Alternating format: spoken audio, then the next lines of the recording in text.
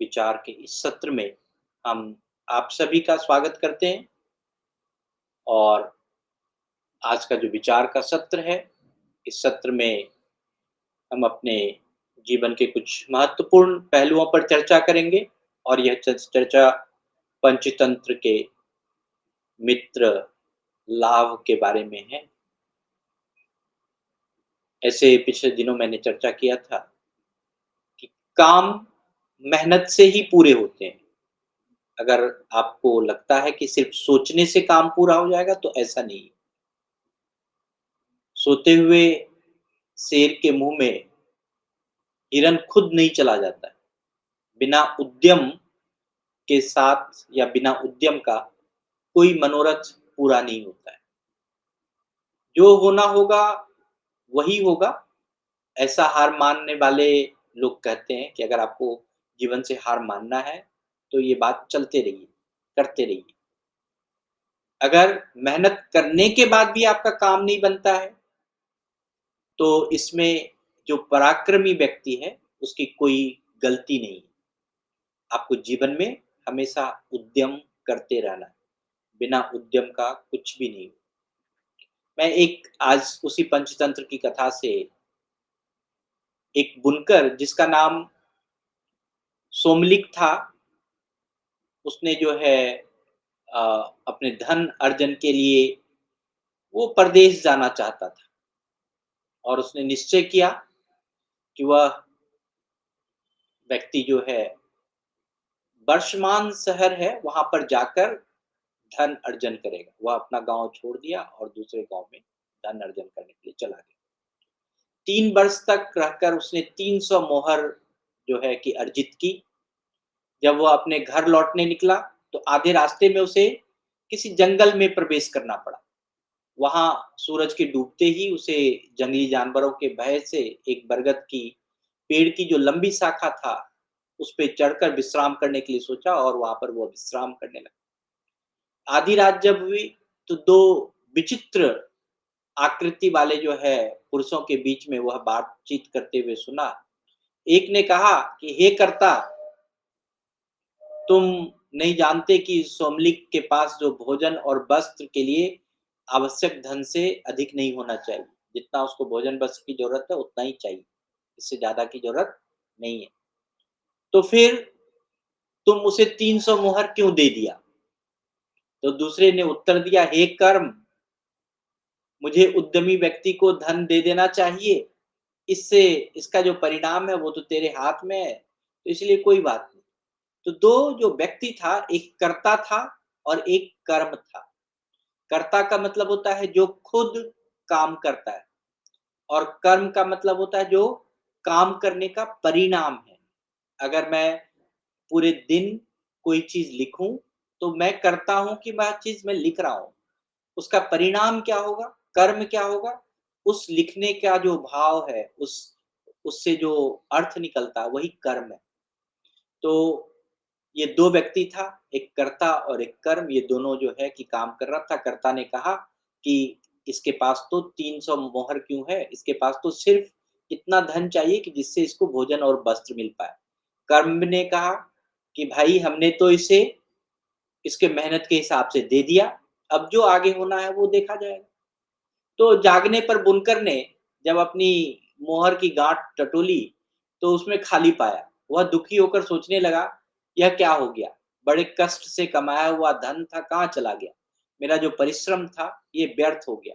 अब मैं इस गरीबी की हालत में अपने पत्नी को, मित्रों को कैसे मुँह दिखाऊँगा?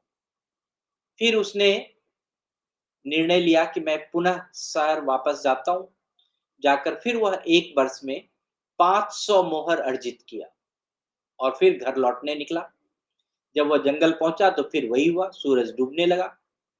बिना विश्राम के घर जाने की उत्कंठा से वह जल्दी-जल्दी आगे बढ़ा, लेकिन फिर आगे जो है 2 पुरुष उसके आँख के सामने आ गए और उसमें से एक ने कहा, हे कर्ता, तूने 500 मोहर किस लिए दे दी? क्या तुम नहीं जानता कि भोजन वस्त्र से ज़्यादा इसके भाग्य में नहीं है? तो दूसरे ने कहा, हे कर्म, उद्यमी व्यक्ति तो मुझे जो भी उद्यमी व्यक्ति है उसे तो मुझे अवश्य देना ही चाहिए और दे दूँगा ही। पर परिणाम तुम्हारे अधीन है। इसलिए तुम कोई ताना क्यों मार रहे हो? तो सोमलिक ने अपनी गाँठ खोली तो उसमें मुहर नहीं थी। उसने देखा कि वह अत्यंत दुखी होकर सोचने लगा कि मुझ जैसे निर्धन व्यक्ति का अब जीने का ही क्या है? जब मैं इतना मेहनत करके कमा रहा हूँ, मेरे पास तो कुछ रह ही नहीं रहा। तो इसलिए उसने जो है बरगद के पेड़ के ऊपर सोचा कि मैं फांसी लगाकर मर जाऊँ। इस तरह से उसने निश्चय किया, घास की रस्सी बनाकर उसने गले में डाला और पेड़ में बंधकर लटकने वाला था। तभी ही एक आकाशचारी एक पुरुष जो आकाश में उड़ता हुआ एक पुरुष था, उसने कहा, "अरे सोमालिक! ऐसा मत कर।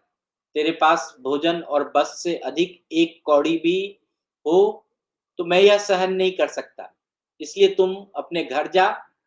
फिर भी मैं तेरे साहस से संतुष्ट हूँ, इसलिए मेरा दर्शन तेरे लिए व्यर्थ नहीं होगा। तो जैसे तेरी इच्छा हो वैसा वरदान तुम माँग लो।" सोमलिक ने कहा कि अगर ऐसी बात है तो आप मुझे खूब सारा धन दीजिए।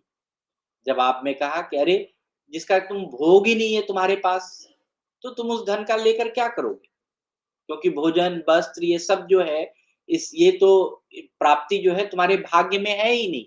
अधिक धन तुम्हारे भाग्य में है ही नहीं। तो ऐसी लक्ष्मी का क्या कि तुम वो लक्ष्मी ले लो और घर में बहू की तरह सजा के रखो, जिसका कि कोई उपयोग ही नहीं है। तो सोमलिक ने कहा कि धन ना भोग सकने पर भी कोई बात नहीं है, मुझे तो धन दीजिए। तो जिसके पास धन इकट्ठा होता है वह मनुष्य कंजूस हो अथवा अकुलीन या जो भी हो, फिर भी उस संसार में जो आश्रित है उसके घेरे में रहते हैं। जो भी लोग हैं उसके पास रहेंगे, आस-पास घूमेंगे। इसलिए आप मुझे जो है अगर प्रसन्न प्रसन्न हैं, तो आप मुझे जो है बहुत सारा धन दीजिए। तो उसने धन दे दिया। अब क्या होता है कि धन तो मिल गया उसके पास, लेकिन वो धन का करे क्या? मैं एक कहानी और भी आपको सुनाऊँगा, जो कि बड़ा ही इस प्रकार से है कि एक सियार और सियारन, जो एक दिन क्या हुआ कि उसने जो है कि देखा कि एक किसी पशु में बहुत सारा जो मांस का पिंड जो है लटक रहा है। और वो सियारन ने सियार से कहा कि जाओ तुम इस पशु को मार दो या इस पशु के मरने का इंतज़ार करो और वह मांस का पिंड मुझे ले आओ। वो सियार जो है उस 15 वर्ष तक उसे देखता रहा, लेकिन वह मांस का पिंड उसे गिरा ही नहीं, जो कि वह लेकर आता। तो इस प्रकार से सोमालिक ने कहा कि किसी भी नगर में, अगर मान लीजिए कि कहीं भी अगर हम हैं, तो कोई बात नहीं। अब मैं उस धन की प्रतीक्षा कर लूँगा कि कैसे क्या होगा।